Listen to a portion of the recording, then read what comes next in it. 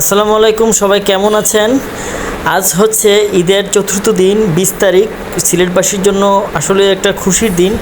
ঈদের চাইতেও আজকের দিনটা একটু স্পেশাল, কারণ হচ্ছে আজকে সারাটা দিন তেমন একটা বৃষ্টি হয়নি। সকাল থেকেই মোটামুটি অল্প স্বল্প করে মোটামুটি ভালো লেভেলের একটা রোদ উঠেছে। এখন এই মুহূর্তে প্রায় বিকেল 4টা বাজে, এখনও অনেক রোদ। আলহামদুলিল্লাহ, এই রোদের কারণে সিলেটের বন্যার পানি অনেকটা নেমে যাবে, রাস্তাঘাটের পানি অনেকটা শুকিয়ে যাবে। আজকের দিনটা ভালো, এই জন্য বেরিয়ে পড়লাম একটু ঘোরাফেরা করার জন্য।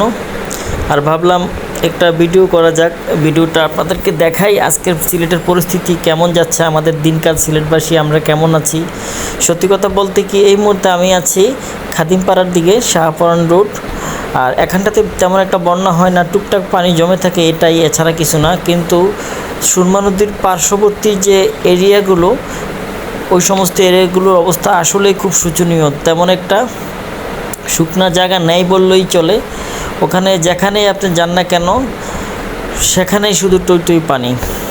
কারো কারো বাসায় হাঁটু সমান পানি, কারো কারো বাসায় কোমর সমান পর্যন্ত পানি রয়ে গেছে।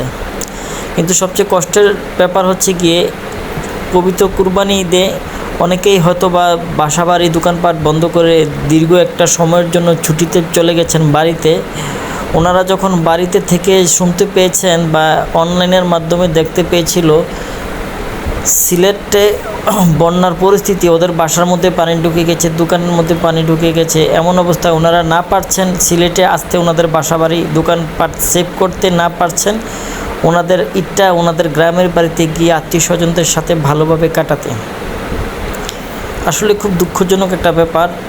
এরকমটা হবে কখনো কেউ কল্পনাই করতে পারেনি যে অন্তত পবিত্র ঈদুল আজহার দিনে সিলেটবাসীকে বন্যার মুখোমুখি হতে হবে।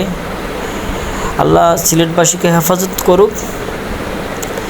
আসলে বন্যা হওয়ার কারণ সিলেটের মানুষ বিভিন্ন রকম ব্যাখ্যা করছে। কেউ বলছে ড্রেনের পর্যাপ্ত সঠিক পরিকল্পনার অভাব, কেউ বলছে সুরমা নদী পরিপূর্ণভাবে খননের অভাব, কেউ বলছে ইটনা কিশোরগঞ্জের যেই রাস্তাটা হয়েছে সেই রাস্তার প্রভাব নাকি সিলেটের উপর পড়েছে।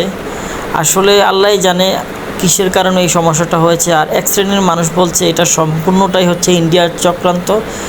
ইন্ডিয়ার তিস্তার বাঁধ সবগুলো খুলে দিয়েছে, সেই জন্য ইন্ডিয়ার যত পানি আছে সবগুলোর পানি উজান থেকে এসে সিলেটে আক্রমণ করেছে।